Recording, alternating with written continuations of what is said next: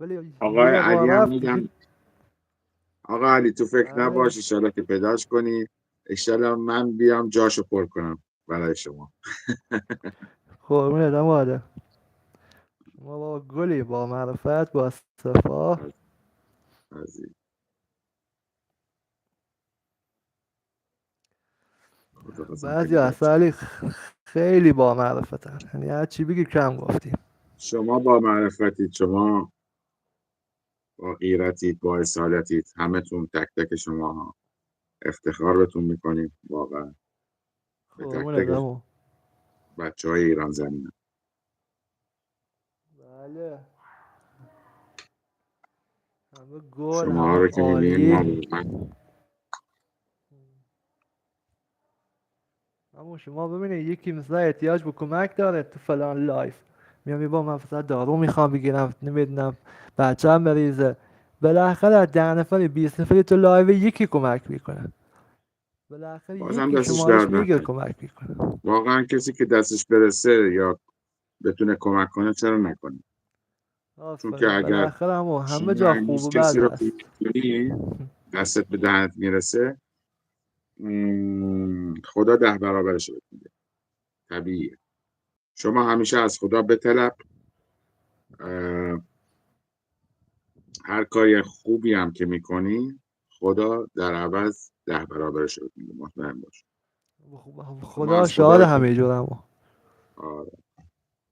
همین که خدا صحت و سلامتی بهمون داده، بازم خدا رو شکر. خدا شکر. یعنی بهتر همون از مال و همه چی. وقتی همه چی داشته باشی ولی صحت و سلامتی نداشته باشی،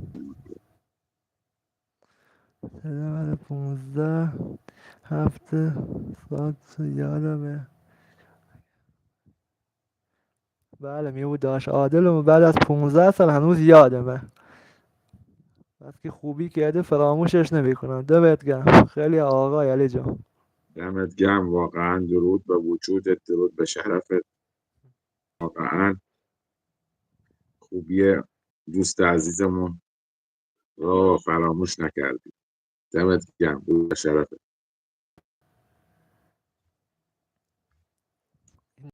بازی در میاره. تاج سری سید جان. خودت قلبی سید. خب داد. اما مزاحمت نمیشم. خداحافظ بشه همون اومدم یه افتخار دادی. سلام عرضی کنم خدمتتون. ایشالا برای دوره، حواست به خودت باشه، قربونت برم رسیدگی همون. کن به خودت. خداحافظ بشه همون. پدر مادر بزرگوارتون، بچه ها همه سلام برسونید.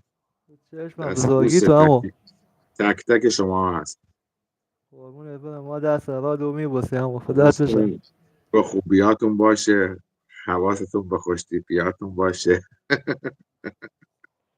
همون ما با شما بگه حواست تو خوبی ها و خوش تیپیاتو باش. ما با همون کسی نیستیم، قیافه ما اینو داریم.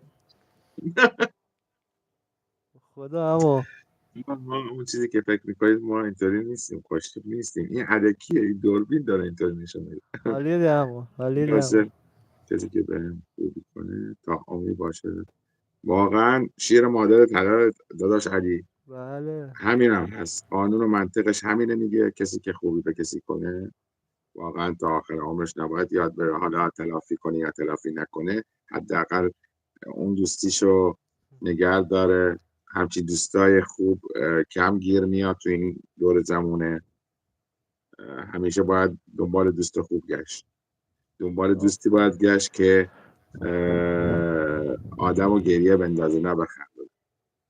آفرین همون. یعنی با یه خوشیاش دوست خوشی خوب. باشه، با گریه‌هاش و بدبختیاش هم باشه.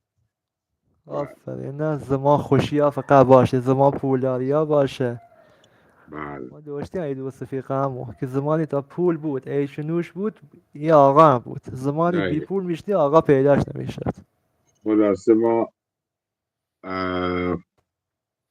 دست تک تک شما رو میبوسیم از دوست. خداحافظ دوستتون بشه داریم. همون. قربونت برم همون. ما انشالله که بیشتر. بتونید همیشه سعی و سالم سر حال زندگی کنید. موفق باشید تو همچنین. زندگیاتون. سالم، صحیح، تندرست، خندون.